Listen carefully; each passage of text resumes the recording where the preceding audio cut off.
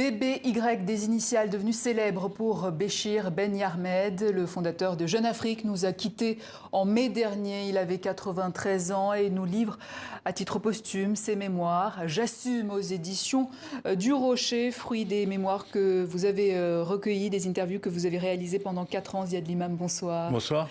Béchir Ben Yahmed, avec qui, on le rappelle, vous avez un lien de parenté. Exactement. C'est votre... C'est le monsieur avec qui j'ai grandi. Voilà, c'est votre beau-père qui s'est marié donc avec votre mère, voilà. Daniel Béchir Ben Yahmed, qui est né à Djerba, île qui fut loin d'être touristique à l'époque. À l'époque, oui. Oui, à qui on prédisait un avenir d'épicier.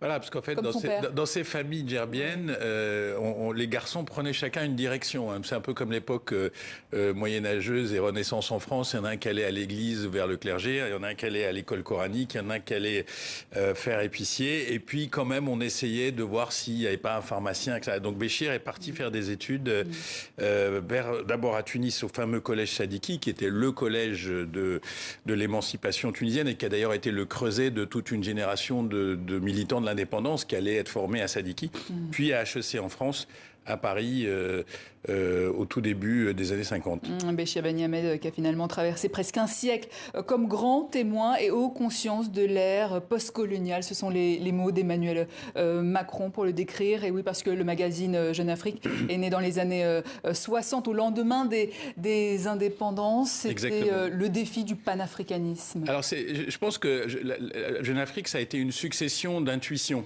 Avant d'arriver à Jeune Afrique, il y a eu l'Action, qui a été un journal qui a été fait avec Bourguiba à l'époque pour avoir parce qu'on les indépendants, enfin les militants voulaient un journal qui soit le leur. Puis il y a eu Afrique Action qui était une extension d'Action et qui est née aussi avec la guerre d'Algérie, avec toute cette grande épopée et qui est devenue Jeune Afrique parce que Bourguiba ne supportait plus qu'Afrique Action ne soit pas directement contrôlée par lui, supportait pas d'ouvrir le journal et de ne pas savoir ce qu'il y avait dedans. Donc un jour il lui a dit l'Action c'est à moi. Donc Béchir est parti et a créé Jeune Afrique dans la succession. Le prix de la liberté pour lui, c'est le journalisme plutôt que la politique, parce qu'il a été... Dans le livre, il assume parfaitement, c'est pour ça que le titre est intéressant, il assume parfaitement ce lien entre politique, journalisme, entrepreneur, parce qu'il était un peu, voilà, c'est le récit qu'on voit dans ces pages. Il était quelqu'un qui était sur ces 3 registres. Ce qui était important pour lui, c'était l'indépendance. Mais pour être un journaliste, pour être un éditeur, il faut faire des affaires, il faut faire de la politique, il faut être journaliste en même temps. Donc tous ces métiers, il les assumait un petit peu ensemble, malgré les contradictions. Et justement, c'était une vie faite de rencontres, de chefs d'État et de personnalités. Senghor, Houphouët-Boigny, Patrice Lumumba, Mitterrand, Foccart, Monsieur Afrique, du général de Gaulle, Abdoulaye Wade, Ouattara et bien d'autres, des espoirs mais aussi des illusions. C'est ça aussi la réalité. Oui, je pense que quand on lit le livre, on traverse à la fois. Bon, d'abord, je pense que pour les jeunes générations, il y a un récit quand même décolonial qui est très intéressant. On re-rentre dans cette période qui était une énorme période d'espérance et en même temps, il fallait se libérer de quelque chose. Donc, c'est assez intéressant. Et puis, il y a l'épopée africaine avec ses hauts et ses bas, avec ses personnages lumineux et ses personnages moins lumineux. Il y a ces rencontres très, très surprenantes. Le fait qu'il y ait un lien entre Béchir Ben Yahmed et Foccart, c'est quand même très étonnant. Ils ont eu un lien qui a abouti quand même à l'édition des mémoires de Foccart.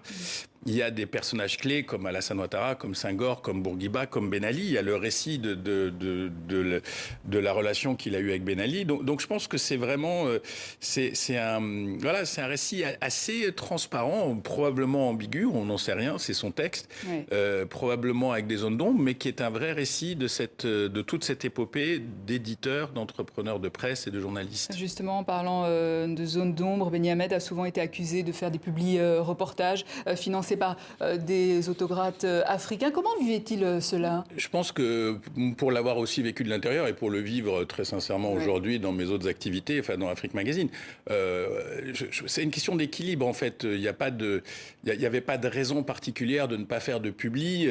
Si on veut faire vivre une entreprise, il faut trouver les moyens de la financer. Par contre, ce que Jeune Afrique a su faire, et je pense que tous ceux qui ont été éduqués dans cette école de Jeune Afrique, c'est d'équilibrer entre le public et en même temps d'avoir suffisamment de qualité journalistique pour que la crédibilité du produit reste la même. Et quand même, Jeune Afrique, ça a influencé des générations de lecteurs. Et si jamais c'était pas un journal crédible, je ne pense pas que les gens auraient continué à l'acheter. En tout cas, le magazine s'est diversifié, vous le disiez. Il y a eu ensuite Afrique Magazine que vous dirigez aujourd'hui. Ziad Limam, merci, l'un des auteurs principaux de J'assume. Et il faut citer Joséphine Deday, qui a fini le livre avec Béchir pendant les derniers mois et dernières années. Fondateur de Jeune Afrique, Béchir Ben Yarmed. Merci à vous. Ziad.